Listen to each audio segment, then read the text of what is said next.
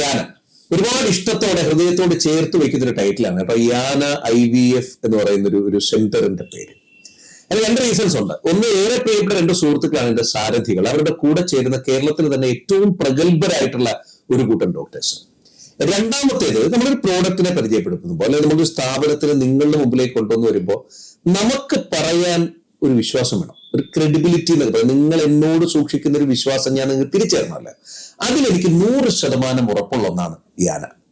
Reason, കുഞ്ഞ് എന്ന സ്വപ്നം. സ്വാഭാവികമായിട്ട് നമുക്കൊക്കെ അറിയാവുന്ന പോലെ തന്നെ ഒരു മലയാളി എന്നല്ല, മനുഷ്യനായി പിറന്ന എല്ലാവർക്കും കുഞ്ഞ് എന്നൊരു സ്വപ്നത്തിലേക്കുള്ള വഴിദൂരം, അതിന്റെ ഒരു റിസൾട്ട് കിട്ടൽ, അതിന്റെ ഒരു പ്രോസസ്സിനെ കൃത്യമായിട്ട് ഓപ്പറേറ്റ് ചെയ്യൽ എന്നൊക്കെ പറയുന്നത് ചെറിയ കാര്യമല്ല. അത് വളരെ മനോഹരമായി ചെയ്യുന്നൊരു ടീമാണ് നമ്മുടെ യാന IVF ഫെർട്ടിലിറ്റി സെന്റർ.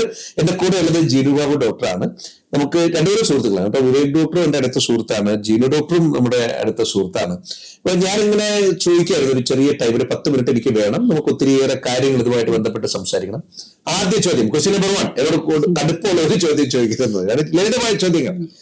നമ്മുടെ കാലഘട്ടത്തിൽ, പ്രത്യേകിച്ച് ഇപ്പോഴത്തെ തലമുറയിൽ ഇതിനെക്കുറിച്ച് പ്രത്യേകിച്ച് ഒരു അവയർനെസ് ഇല്ല. ഒരു 30s 25 അപ്പുറത്തേക്ക് വരുമ്പോഴത്തേക്ക് അവയർനെസ് അത്യാവശ്യം നമ്മൾ കരുതുന്നുണ്ട്. കുഞ്ഞുങ്ങൾ എന്നൊക്കെ പറഞ്ഞിട്ട് റീപ്രൊഡക്ഷൻ, നല്ല ക്വാളിറ്റി കുഞ്ഞുണ്ടാകണം എന്നൊക്കെയുള്ള ചിന്തയുണ്ട്. പക്ഷെ അതിന് മുമ്പുള്ള ഇപ്പോഴത്തെ തലമുറ, നമ്മൾ ജെൻസി എന്നൊക്കെ പറയുന്ന വലിയ പ്രശ്നത്തിലൂടെ കടന്നുകൊണ്ടിരിക്കുന്ന തലമുറ, അതിനെക്കുറിച്ച് അവയർനെസ് എന്ന് പറയുന്ന സാധനമേ ഇല്ല. ആദ്യം നമുക്ക് അതിൽ തുടങ്ങാം. വിവേക് ഡോക്ടറിനോട് സംസാരിച്ച് പറയുന്നുണ്ടായിരുന്നു, ഇപ്പോഴത്തെ തലമുറയുടെ ഡ്രഗ് അബ്യൂസ് എന്ന് പറയുന്നത് അത് ഇതിനെ വല്ലാണ്ട് ബാധിക്കും. വരാനിരിക്കുന്ന തലമുറ ഒരുപക്ഷെ ഇല്ലാതായേക്കുന്നു. നമുക്ക് അതിൽ തുടങ്ങാം.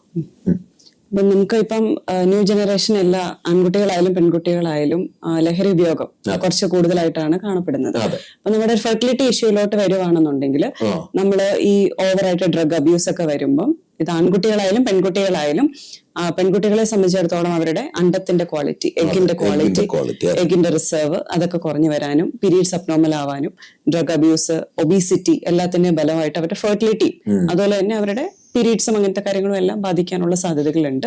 ആൺകുട്ടികളിലോട്ട് വരുവാണെങ്കിലും ഡ്രഗ് അബ്യൂസും ഈ അവരുടെ കൗണ്ട്, പുരുഷന്മാരുടെ കൗണ്ട് കുറയുന്നതിനൊക്കെ വളരെ ഇമ്പോർട്ടന്റ് ആയിട്ടുള്ള ഒരു കാര്യമാണ്. അത് നമ്മൾ 100% ശ്രദ്ധിക്കുകയും വേണം കേട്ടോ. കാരണം നമ്മൾ ഈ അവയർനെസ് അങ്ങനെ ഇങ്ങനെ ഇപ്പോഴത്തെ ഒരു നൈമിഷികമായിട്ടുള്ള സുഖത്തിന് വേണ്ടിയിട്ടുള്ള രീതിയിലുള്ള ഡ്രഗ് കാര്യങ്ങളൊക്കെ പണി കിട്ടും. ഭാവിയിൽ അങ്ങോട്ടേക്ക് നമ്മുടെ തലമുറയെ കൊണ്ടുപോകാൻ ആളില്ലാതായി പോവുക എന്ന് പറയുന്നതിനേക്കാൾ വലിയ ദുരന്തമൊന്നും വേറെ ഇല്ല. ആ സങ്കടത്തിൽ ഒരുപാട് മനുഷ്യർ അവരുടെ ജീവിതം ഇങ്ങനെ കഴിച്ചു പോകുന്നുണ്ട്. ഇനി എങ്ങോട്ട് എങ്ങനെ ജീവിക്കും, നമുക്കടുത്ത തലമുറയിലല്ലോ. അവിടെയാണ് ഈ പറഞ്ഞ പോലെ ഡ്രഗിന്റെ യൂസേജ് കേരളക്കരയിൽ കൂടി വരുന്നതും വരാനിരിക്കുന്ന തലമുറയെ ബാധിക്കാനിരിക്കുന്നതും. പേടിപ്പിക്കൽ കഴിഞ്ഞു. ഇനി നമുക്ക് കുറച്ച് ആശ്വസിപ്പിക്കലിലോട്ട് പോകാൻ തോന്നുന്നു. ഒരുപാട് പേര് ഇത് കണ്ടുകൊണ്ടിരിക്കുന്ന ഒരുപാട് പേർക്ക് ഈ പറഞ്ഞ പോലെ കുഞ്ഞുങ്ങൾ എന്ന സ്വപ്നത്തിലേക്ക്, എന്റെ ചേട്ടനും ചേട്ടത്തിയും കുറെ വർഷങ്ങളായി ഒരുപാട് സെന്ററുകളിൽ ഒരുപാട് ശ്രമിച്ചൊരു കാര്യമാണ്. അതുകൊണ്ട് പറ്റിയിട്ടില്ല. ഇപ്പൊ ഞാൻ ഈ പറഞ്ഞ പോലെ നമ്മൾ തമ്മിൽ പരിചയപ്പെട്ടതിന് ശേഷം യാനയെ കുറിച്ച് പറഞ്ഞു. ഇനി അവരുടെ ലീവൊക്കെ സെറ്റ് ചെയ്തിട്ട് ഞാൻ ഇവിടെ വിളിച്ച് സെറ്റ് ചെയ്തിട്ടുണ്ട്. അവർ വരികയും കൺസൾട്ട് ചെയ്യുകയും ചെയ്യും. ഒരുപാട് സെന്ററുകളുണ്ട്, ഒത്തിരിയേറെ സെന്ററുകളുണ്ട്. പലയിടത്തും റിസൾട്ട് കുറവാണ്. പക്ഷെ ഈ യാനയിൽ എനിക്കും പറയാൻ പറ്റുന്നു, അവരുടെ റിസൾട്ട് ഒരു 70% റിസൾട്ട് നമുക്ക് മേക്ക് ഷുവർ ചെയ്യാൻ പറ്റുന്നു. പലയിടങ്ങളിലും 20% ഒക്കെയാണ് നമുക്ക് അവർ പറയുന്നത്. എന്താണ് നിങ്ങളുടെ പ്രോസസ്സിന്റെ പ്രത്യേകത? നമ്മളൊരു കപ്പിള് വരുവാണെങ്കിൽ അവരുടെ ഹസ്ബൻഡ് ആൻഡ് വൈഫ്, നമുക്ക് വരുമ്പോൾ തൊട്ട് നമ്മുടെ ഏറ്റവും ഗ്രൗണ്ട് സ്റ്റാഫ് മുതൽ നമ്മുടെ ഓരോ ലെവലിലുള്ള ഡോക്ടേഴ്സ്, ആദ്യം ഒരു ജൂനിയർ ഡോക്ടർ കാണും, പിന്നെ വേറൊരു ടീം ഓഫ് ഡോക്ടേഴ്സ് അവരെ കണ്ട് ഫുള്ളി ഇവാലുവേറ്റ് ചെയ്ത് എന്താണ് അവരുടെ ഈ പ്രശ്നത്തിന്റെ കാരണം എന്നുള്ളത് ആദ്യം കണ്ടുപിടിക്കും. അതിനുശേഷം ഡീറ്റെയിൽ ആയിട്ടുള്ള സ്കാനിങ് ഉണ്ടാവും, കൗൺസിലിംഗ് ഉണ്ടാവും. അതിനുശേഷം ഇവിടുത്തെ മെയിൻ ഡോക്ടേഴ്സിന്റെ അടുത്ത എല്ലാവരും കണ്ടതിന് ശേഷമാണ് മെയിൻ ഡോക്ടേഴ്സിന്റെ അടുത്ത് വരുന്നത്. അപ്പൊ ഒരു തരത്തിലും അവർക്ക് വേറൊരു കാര്യങ്ങളും നമ്മൾ അവരുടെ ഇതുവരെയുള്ള ഹിസ്റ്ററിയും കാര്യങ്ങളും ട്രീറ്റ്മെന്റ് എല്ലാം നമ്മൾ ഡീറ്റെയിൽഡ് ആയിട്ട് ഇവാലുവേറ്റ് ചെയ്തിട്ട് ഒരു പോയിന്റിലും ഒന്നും മിസ്സാകുന്നില്ല എന്നുള്ളത് ഒരു പോയിന്റ് ആണ്. അതിനുശേഷം ഡീറ്റെയിൽ ആയിട്ടുള്ള ഒരു കൗൺസിലിംഗ് നമ്മൾ അവർക്ക് കൊടുക്കും. എന്തൊക്കെ ട്രീറ്റ്മെന്റ് ഓപ്ഷൻസ് ഒക്കെയാണ് അവൈലബിൾ എന്നുള്ളത് നമ്മൾ അവർക്ക് ഡീറ്റെയിൽ ആയിട്ട് പറഞ്ഞു കൊടുക്കും. അത് കഴിഞ്ഞിട്ടാണ് പിന്നീട് IVF ട്രീറ്റ്മെന്റ് ആവശ്യമുള്ളവരാണെന്നുണ്ടെങ്കിൽ IVF ട്രീറ്റ്മെന്റിലോട്ട് പോകുന്നത്. അതും ഇവിടെ ഏറ്റവും അഡ്വാൻസ്ഡ് ആയിട്ടുള്ള ടെക്നോളജികൾ, നമ്മുടെ IVF ലാബ് ഒക്കെയും വളരെ അഡ്വാൻസ്ഡ് ആയിട്ടുള്ള ടെക്നോളജീസും എംബ്രിയോളജിസ്റ്റുമാരൊക്കെ ആണെങ്കിലും വെൽ ട്രെയിൻഡ് ആണ്. അപ്പൊ അവരുടെ എല്ലാം ഒരു ടീം എഫേർട്ടിന്റെ ഭാഗമായിട്ടാണ്. മനസ്സിലായി. അതിൽ ഒരു കാര്യം കൂടി കൂട്ടിച്ചേർക്കട്ടെ, നിങ്ങൾ ആദ്യമായിട്ടാണ് യാനയിൽ വരുന്നതെങ്കിൽ നിങ്ങൾക്ക് ഈ പറഞ്ഞതിന്റെ പകുതിയോളം ഫ്രീ ആണ്. അതായത് രജിസ്ട്രേഷൻ ഫ്രീ ആണ്, ആദ്യത്തെ കൺസൾട്ടേഷൻ ഫ്രീ ആണ്, അല്ലെ, അവരുടെ കൗൺസിലിംഗ് ഫ്രീ ആണ്, അതുപോലെ തന്നെ നമ്മുടെ സെമൻ ക്വാളിറ്റി ഒക്കെ നോക്കുന്ന അല്ലെ ആ ഒരു ടെസ്റ്റ് അത് ഫ്രീ ആണ് എന്ന് പറയുന്നത് ചെറിയ കാര്യമല്ല. പലയിടത്തും നമുക്ക് അതൊക്കെ ഭയങ്കര കോസ്റ്റ്ലി ആയിട്ടുള്ള ഒരു വലിയ പ്രോസസ്സിലൂടെയൊക്കെ പോകുമ്പോൾ ഇവിടെ ആ ബേസിക് സംഗതി തന്നെ നിങ്ങൾക്ക് ഫ്രീ ആയിട്ട് കിട്ടുകയാണ്. അവിടെ തന്നെ നമുക്ക് ഭയങ്കര ആശ്വാസമല്ലേ. നമ്മൾ ഡോക്ടറെ കാണാൻ വരുമ്പോൾ അവിടെ ആദ്യം എണ്ണി കൊടുക്കുന്ന പൈസ കൂടുതലാണ് തന്നെ നമുക്കൊക്കെ ചങ്കടം. പക്ഷെ ഇവരെ സംബന്ധിച്ച കൺസൾട്ടേഷൻ ഫ്രീ ആണ്. അതും വളരെ പ്രഗത്ഭരായിട്ടുള്ള ടീം. ഞാൻ ഈ പ്രഗത്ഭരായിട്ടുള്ള ടീമിന്റെ കാര്യങ്ങളോട് വരുമ്പോൾ അത് വലിയ പാടല്ലേ. അതായത് നിങ്ങൾ കുറെ അത്രയും പ്രഗത്ഭരായ ഡോക്ടേഴ്സിനെ കണ്ടെത്തുക, അവരെ ഇവിടെ മെയിൻറ്റെയിൻ ചെയ്യാന്നൊക്കെ പറയുന്നത് ഇപ്പോഴത്തെ ഒരു കോമ്പറ്റേറ്റീവ് കാലത്തൊക്കെ ഭയങ്കര പാടാണ്. അതെങ്ങനെ കണ്ടെത്താൻ പറ്റി അത്രയും പ്രഗത്ഭരായ ഡോക്ടേഴ്സിനെ? ഞാൻ തുടങ്ങുന്ന സമയത്ത് തൊട്ടുള്ള ഡോക്ടേഴ്സ് നമ്മൾ ഇപ്പോഴും മെയിൻറ്റെയിൻ ചെയ്യുന്നുണ്ട്. അപ്പം എനിക്ക് തോന്നുന്നു നമ്മുടെ വെറൈറ്റി ഓഫ് കേസസും ഇവിടുത്തെ നമ്മുടെ മാനേജ്മെന്റ് കാര്യങ്ങളെല്ലാം കുറച്ചും കൂടി ഡോക്ടേഴ്സ് ഫ്രണ്ട്ലി, അതുപോലെ ഡോക്ടേഴ്സിന് അവരുടേതായിട്ടുള്ള ഫ്രീഡം എല്ലാ മേഖലയിലും കൊടുക്കുന്നുണ്ട്. അവരുടെയും ഒപ്പീനിയൻസ് നമ്മൾ എല്ലാ കാര്യങ്ങളും എടുക്കുന്നുണ്ട്. അതുകൊണ്ട് തന്നെ അതൊരു ഗ്രൂപ്പ് എഫേർട്ട് ആയിട്ടല്ലേ, ഒരു ടീം എഫേർട്ട് ആയിട്ടാണ് നിങ്ങൾ പോകുന്നത്. ഇത് പേഷ്യൻസിനെ ഒരുപാട് സപ്പോർട്ട് ചെയ്യുന്നുണ്ട്. അതെ, പേഷ്യന്റ് കെയറിൽ അത് വളരെയധികം ഇമ്പോർട്ടന്റ് ആണ്. ഒരു ഡോക്ടർക്ക് പറയാനുള്ള ഓരോരുത്തരുടെ അഭിപ്രായങ്ങളെല്ലാം കൂടെ എടുത്തിട്ടാണ് നമ്മൾ ഒരു പേഷ്യന്റിന്റെ സക്സസിന്, റിപ്പീറ്റഡ് ആയിട്ട് പ്രഗ്നൻസി ഫെയിലിയർ ആവുന്ന ആൾക്ക് എന്തൊക്കെ കാര്യങ്ങൾ പുതിയ ട്രീറ്റ്മെന്റ് ഇൻകോർപ്പറേറ്റ് ചെയ്യാം എന്നുള്ളത് ഓരോരുത്തരും ഓരോ പോയിന്റ് ഓഫ് വ്യൂലായിരിക്കും അവർ ചിന്തിക്കുന്നത്. അങ്ങനെ എല്ലാം കൂടെ കമ്പൈൻ ചെയ്ത് വരുന്നത് ഇവൻച്വലി പേഷ്യന്റ് ആണ് അത് ബെനിഫിറ്റ് ചെയ്യുന്നത്.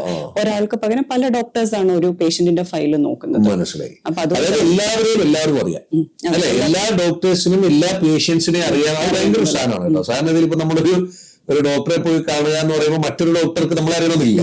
നിങ്ങളെ സംബന്ധിച്ച് നിങ്ങളുടെ എല്ലാ പേഷ്യൻസിനെയും എല്ലാവർക്കും അറിയാം. അപ്പൊ ഒരാളുടെ അഭാവത്തിലാണെങ്കിലും അവരുടെ ട്രീറ്റ്മെന്റ്, അതായത് നിങ്ങൾ ഒരു ലൈഫിനെയാണ് ഏറ്റെടുക്കുന്നത്, ഒരു കേസല്ല. നിങ്ങളുടെ ഒരു ടീം ഒരു ലൈഫ് ഏറ്റെടുക്കുന്നു, എന്നിട്ട് ആ ലൈഫിന്റെ ഒരു സക്സസ്ഫുൾ സംഗതിയിലേക്ക് നിങ്ങൾ ഒരുമിച്ച് വർക്ക് ചെയ്യുന്നു. അത് വലിയ കാര്യമാണ്. എത്ര ഡോക്ടേഴ്സ് ഉണ്ട് നമുക്ക് ട്രിവാൻഡ്രത്താണെങ്കിൽ സെന്ററിൽ തന്നെ 4 ഡോക്ടേഴ്സ് ഉണ്ട്. നമ്മുടെ ഇഞ്ചക്കൽ ബ്രാഞ്ചിലും 4 ഡോക്ടേഴ്സ് സീനിയർ ഗൈനക്കോളജിസ്റ്റുമാരുണ്ട്.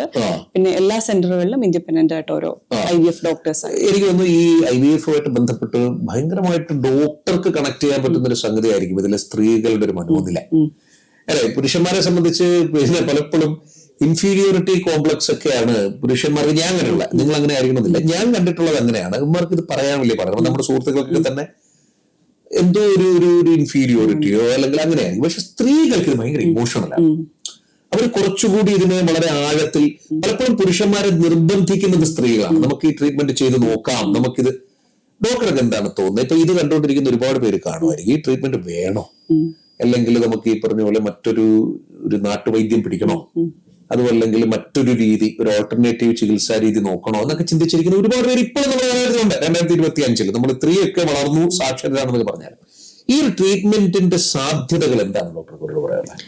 പണ്ട് കാലത്താണെങ്കിൽ പൊതുവെ സ്ത്രീകൾക്ക് മാത്രമാണ് കുട്ടികൾ ഉണ്ടാവാത്തതിന്റെ കാരണം പറഞ്ഞുകൊണ്ടിരുന്നത്. പക്ഷെ ഇപ്പൊ എല്ലാവരും അവെയറാണ്. എനിക്ക് തോന്നുന്നു പ്രത്യേകിച്ച് സോഷ്യൽ മീഡിയ അങ്ങനെയൊക്കെ ഉള്ളത് കൊണ്ടായിരിക്കാം, ഗൂഗിൾ അങ്ങനെയുള്ള എല്ലാം അവർക്ക് ഇൻഫർമേഷന് വേണ്ടിയിട്ടുള്ള റിസോഴ്സസ് ഉള്ളത് കൊണ്ട് തന്നെ അവെയറാണ്. എല്ലാത്തിന്റെയും കാരണം എന്താണെന്നുള്ളത് കണ്ടുപിടിക്കണം. ഇപ്പൊ നമുക്കൊരു 40% ആണ് മെയിൽ ഫാക്ടർ ഇൻഫെർട്ടിലിറ്റി എന്ന് പറയുന്നത്. അതായത് 40% പുരുഷന്മാരുടെ കാരണങ്ങൾ കൊണ്ടും ഉണ്ടെന്നുള്ളത് ഇപ്പം എല്ലാവർക്കും അറിയാവുന്ന കാര്യമാണ്. അപ്പൊ അത് ഒരു ഫെർട്ടിലിറ്റി സെന്ററിലോട്ട് വരുമ്പം നമ്മളൊരു വൈഫിനെ മാത്രമല്ല ഇവാലുവേറ്റ് ചെയ്യുന്നത്, ആസ് എ കപ്പിൾ ആണ് നമ്മൾ ഇവാലുവേറ്റ് ചെയ്യുന്നത്. ഹസ്ബൻഡിനെയും വൈഫിനെയും രണ്ടുപേരും നമ്മൾ ഇവാലുവേറ്റ് ചെയ്യും. അപ്പം പൊതുവെ സ്ത്രീകളാണ് ഈ പറഞ്ഞ പോലെ ട്രീറ്റ്മെന്റിന് മുൻകൈ എടുത്ത് വരുന്നതും സ്ത്രീകളായിരുന്നു. പോസിറ്റീവാണ്. പക്ഷെ അത് പ്രത്യേകിച്ച് അവർക്ക് 1-2 ട്രീറ്റ്മെന്റ് ഒക്കെ എടുത്ത് അത് പോസിറ്റീവ് ആകാതെ വരുമ്പോ പിന്നെ അവർ ഭയങ്കര ഇമോഷണൽ ആണ്. അപ്പൊ നമ്മൾ കാണാറുണ്ട്, നമ്മൾ ട്രീറ്റ്മെന്റ് എടുത്ത് കല്യാണം കഴിഞ്ഞ് 10-15 വർഷമൊക്കെ കഴിഞ്ഞവര് നമ്മൾ ആ സ്കാനിങ്ങിൽ ഒരു ഹാർട്ട് ബീറ്റ് ഒക്കെ കാണുമ്പോൾ അവർ കരയും. അവര് ഹസ്ബൻഡിനെ ഒക്കെ കാണിച്ചു കൊടുക്കുമ്പോഴാണെങ്കിലും എല്ലാവർക്കും നമുക്കത് കാണുമ്പോൾ നമുക്കത് വളരെ ടച്ചിങ് ആയിട്ടുള്ള ഒരു മൊമെന്റ് ആണ്. അപ്പൊ നിങ്ങളുടെ റെസ്പോൺസിബിലിറ്റി ആവുകയും ചെയ്യും, അല്ലെ. അതായത് ഇതൊന്ന് വിജയിപ്പിച്ചെടുക്കണം എന്ന റെസ്പോൺസിബിലിറ്റി അതേപോലെ തന്നെ നമുക്കും അവരുടെ റിസൾട്ട് വരുന്ന സമയത്ത് വളരെ നമ്മൾ അങ്ങനെ ഇപ്പൊ നോക്കുമ്പോൾ നിങ്ങൾക്ക് ഒരു വലിയ കമ്മ്യൂണിറ്റി ആയി. നമ്മള് ഒരു ഇയർലി വൺസ് മാതൃസ്മിതം എന്ന് പറഞ്ഞ ഒരു പ്രോഗ്രാം വെക്കാറുണ്ട്. അപ്പൊ അതില് നമ്മുടെ നമ്മുടെ ഡെലിവറി കഴിഞ്ഞ് പോയ ബേബീസ് എല്ലാവരും ഒത്തുകൂടാറുണ്ട്. ചിലത് ഒരു കുട്ടിയായിരിക്കും, ചിലത് ട്വിൻസ് ആയിരിക്കും, ചിലത് ട്രിപ്ലെറ്റ്സ് ആവാറുണ്ട്. അങ്ങനെ ഭയങ്കര രസമായിരുന്നു. ചെറിയ പ്രായത്തിൽ നിങ്ങളൊരു മുത്തശ്ശിയും മുത്തശ്ശനും ഒക്കെ ആയി മാറിക്കഴിഞ്ഞു. ഒരുപാട് പേരോട് വന്നിട്ട് ഇവര് പറഞ്ഞ പോലെ ഗോഡ്ലി ഫാദർ എന്നോ അല്ലെ ഗോഡ്ലി മദർ എന്നൊക്കെ പറയാൻ പറ്റും. നമ്മുടെ യാനയുടെ പേര് കൂട്ടി തന്നെ കുഞ്ഞുങ്ങൾക്ക് പേരിട്ടവരുണ്ട്, യാന എന്ന് പേരിട്ടവരുണ്ട്, സിയാന, ഒത്തിരി യാന വരുന്ന പേരുകളൊക്കെ ഉണ്ട്. അതൊരു വലിയ കാര്യമാണ്. നിങ്ങൾ ചെയ്തുകൊണ്ടിരിക്കുന്ന ഒരു സോഷ്യൽ സർവീസ് കൂടിയാണ്. ഇനി ഒരു ചോദ്യം കൂടി ചോദിച്ചിട്ട് എനിക്ക് അവസാനിപ്പിക്കാമെന്ന് തോന്നുന്നു. ഞാനിവിടെ വന്നപ്പോൾ എനിക്ക് മനസ്സിലാക്കാനായ ഒരു സാധനം, കേരളത്തിലെ തന്നെ ഏറ്റവും ചെലവ് കുറഞ്ഞൊരു ട്രീറ്റ്മെന്റ് മോഡാണ് നിങ്ങൾ കൊടുക്കുന്നത്. പക്ഷെ ഞാൻ നിങ്ങളെ കയറി ഇറങ്ങി കണ്ടത് വെച്ചിട്ട് ഏറ്റവും അഡ്വാൻസ്ഡ് ആയിട്ടുള്ള മെഷീൻസ് ആണ് നിങ്ങളോട് വെച്ചിരിക്കുന്നത്. അത് നമ്മളെ കൂടെ ചിന്താവില്ല. നിങ്ങളുടെ ഇരിക്കുന്ന മെഷീൻസ് ക്രോർസ് എന്നൊക്കെ എനിക്കറിയാൻ പറ്റുന്ന നിലയിലുള്ള, അല്ലെങ്കിൽ ലാക്സ് എന്നൊക്കെ പറയാൻ പറ്റുന്ന പോലെയുള്ള മെഷീൻസ് ആണ്. നിങ്ങൾ കൊടുക്കുന്ന ട്രീറ്റ്മെന്റ് കമ്പാരിറ്റീവ്ലി മറ്റ് സ്ഥാപനങ്ങൾ വെച്ച് നോക്കുമ്പോൾ ഭയങ്കര ലെസ്സാണ്. അതായത് ഒരു സാധാരണക്കാരന് താങ്ങുന്നത് പോലെയാണ്. അതെങ്ങനെ മാനേജ് ചെയ്യുന്നു? യാന തുടങ്ങുന്ന സമയത്ത് തന്നെ നമ്മുടെ ഒരു ഐഡിയ എന്ന് പറഞ്ഞാൽ ഇത് ആളുകൾക്ക് അധികം കിട്ടാത്ത ഒരു ട്രീറ്റ്മെന്റ് ആയിരുന്നു. പ്രധാന കാരണം തന്നെ അതിന്റെ സാമ്പത്തിക ചെലവ് കാരണമാണ്. മറ്റ് സാധാരണക്കാർക്ക് അത് പറ്റില്ലാത്തൊരു ട്രീറ്റ്മെന്റ് ആണ്. അപ്പൊ സാധാരണക്കാരിലേക്ക് IVF ട്രീറ്റ്മെന്റ് എത്തിക്കുക, ഇത് ചെയ്യാൻ പറ്റാത്തവർക്ക് അത് ചെയ്യുക എന്നുള്ളത് വളരെ ഇമ്പോർട്ടന്റ് ആയിട്ടുള്ള കാര്യമാണ്. അപ്പൊ അതിന് നമുക്ക് അഡ്വാൻസ്ഡ് ആയിട്ടുള്ള മെഷീൻസും കാര്യങ്ങളും എല്ലാം വളരെ അത്യാവശ്യമായിട്ടുള്ള ഒരു കാര്യം തന്നെയാണ്. പക്ഷെ അതെങ്ങനെ നിങ്ങൾക്ക്, എന്റെ ചോദ്യം പച്ച മലയാളത്തിൽ എങ്ങനെ നിങ്ങൾ മുതലാക്കുന്നു എന്നുള്ളതാണ്. അതായത് ഇപ്പൊ ഒരാൾ വന്നു, നിങ്ങൾ വാങ്ങിക്കുന്ന വളരെ ചെറിയ പൈസയാണ്, നിങ്ങൾ മുടക്കിയിരിക്കുന്ന വലിയൊരു തുകയുമാണ്. എനിക്ക് നമ്പർ ഓഫ് കേസസ് കൂടുതൽ വരുന്ന പേഷ്യൻസിന്റെ നമ്പേഴ്സ് കൂടുതലാണ്. അതായത് എന്താണെന്നറിയോ, ഞാൻ എന്റെ പേഴ്സണൽ സജഷൻ പറയാണ്. ഇവരെ സംബന്ധിച്ച് ഇതിനൊരു സേവനമായിട്ടാണ് കാണുന്നത്, എനിക്ക് മനസ്സിലാക്കാനായത്. കാരണം എല്ലാവരിലേക്കും ഇത് എത്തുക എന്നുള്ളതാണ് ഇവരുടെ വിഷയം. ആ പഴയ ഒരു കോൺസെപ്റ്റ് ഒക്കെ അങ്ങോട്ട് മാറ്റിയിട്ട് നമുക്ക് കുഞ്ഞുങ്ങളില്ല എങ്കിൽ നമ്മൾ ശ്രമിച്ചു നോക്കണം. ആ ശ്രമിച്ചു നോക്കുന്നതിൽ നമുക്ക് തടയിടുന്നത് പലപ്പോഴും സാമ്പത്തികമായിട്ടുള്ള വലിയൊരു ട്രീറ്റ്മെന്റിന്റെ ഒരു ചെലവായിരിക്കും. അവിടെയാണ് യാന ഏറ്റവും പ്രസക്തമാകുന്നത്. അവരതെല്ലാം ഒരുക്കി വെച്ചിട്ടുണ്ട്. എന്നാൽ നിങ്ങളെ ഒട്ട് പിഴിയുകയോ അതല്ല നിങ്ങളുടെ ബഡ്ജറ്റിനെ താളം തെറ്റിക്കുകയോ ഒന്നും ചെയ്യാതെ അവരുടെ ഫെസിലിറ്റീസ് സാധാരണക്കാരിലേക്ക് എത്തിക്കാൻ യാനയ്ക്കാകുന്നു എന്നതിനാണ് എനിക്ക് ഇവരോട് കൂടുതൽ റെസ്പെക്ട്. ട്രൈ ചെയ്യണം. നിങ്ങൾ ധൈര്യമായിട്ട് വരും. കൺസൾട്ടേഷൻ, അതുപോലെ രജിസ്ട്രേഷൻ, കൗൺസിലിംഗ് കാര്യങ്ങളൊക്കെ നിങ്ങൾ അറ്റൻഡ് ചെയ്തിരുന്നു. നിങ്ങൾ ഒരു പൈസയും കൊടുക്കണ്ട. 7ഓളം സെന്ററുകളുണ്ട് കേരളത്തിൽ, അങ്ങോളം ഇങ്ങോളമായിട്ട്. അപ്പൊ ഇവിടെ നിങ്ങൾക്ക് എവിടേക്കാണ്, അതൊക്കെ ഞാൻ ഈ സ്ക്രീനിൽ അല്ലെങ്കിൽ ഡിസ്ക്രിപ്ഷനിൽ കാണിച്ചേക്കാം. അവിടെ ഈ കോൺടാക്റ്റിൽ വിളിച്ചിട്ട് നിങ്ങൾ പോയിട്ട് ഈ ഇത്രയും കാര്യങ്ങൾ കഴിയട്ടെ. അപ്പൊ നിങ്ങൾക്കൊരു ധാരണ കിട്ടും. രജിസ്റ്റർ ചെയ്ത് അത് കഴിഞ്ഞിട്ട് നിങ്ങൾ കൺസൾട്ട് ചെയ്ത് അത് കഴിഞ്ഞ് നിങ്ങളുടെ കൗൺസിലിംഗ് കൂടി കഴിയുമ്പോൾ തന്നെ ടെസ്റ്റും കൂടിയൊക്കെ കഴിയുമ്പോൾ ഇത്രയും ഫ്രീ ആണല്ലോ, പൈസ കൊടുക്കണ്ടല്ലോ. അപ്പൊ നമുക്ക് സമയം മാത്രം കണ്ടെത്തിയാൽ മതി, നമുക്ക് മനസ്സിലാവും. അത് കഴിഞ്ഞ് നിങ്ങൾ തീരുമാനിക്കും. എന്നിട്ട് കുഞ്ഞിಗೆ ആവുമ്പോൾ ഞങ്ങൾക്കൊക്കെ ലഡ്ഡു മേടിച്ചിട്ട് വന്ന് കാണണം കേട്ടോ. ഡോക്ടറെ ഒരുപാട് സന്തോഷം, ഒരുപാട് ഇഷ്ടം നിങ്ങൾ ചെയ്തുകൊണ്ടിരിക്കുന്നതിന്, നിങ്ങളുടെ ടീമിന്, നിങ്ങളുടെ ബ്രില്യന്റ് ടീം ഓഫ് ഡോക്ടേഴ്സിന്, നിങ്ങളുടെ മറ്റ് സ്റ്റാഫിനൊക്കെ എന്റെ അന്വേഷണം പറയൂ. അപ്പൊ ഈ വരുന്നവർക്ക് ഞങ്ങളുടെ വകയായിട്ട് 92.7 ബിഗ് FM റേഡിയോയുടെ വകയായിട്ട് 20% ഡിസ്കൗണ്ട് കൊടുക്കണം. അതും കൂടി വാങ്ങിച്ചെത്തിട്ടുണ്ട്.